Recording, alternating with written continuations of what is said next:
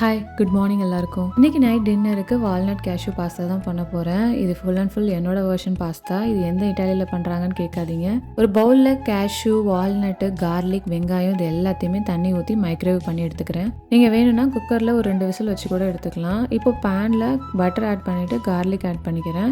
இப்போ நான் ஆட் பண்ணுறது ஃப்ரீஸ் பண்ணி வச்சுருக்கிற டொமேட்டோ, கார்லிக், ஹர்ப்ஸ் மட்டும்தான். எந்த ப்ரிசர்வேட்டிவும் இல்லாத ஒரு சூப்பரான பாஸ்தா சாஸ் இது. மைக்ரோவேவில் வச்சுருந்த வால்நட் கேஷ்யூவை நல்லா ஃபைன் பேஸ்ட்டாக அரைச்சிக்கலாம். இப்போ இதில் கொஞ்சமாக சில்லி பவுடர், சால்ட் ஆட் பண்ணுறேன்.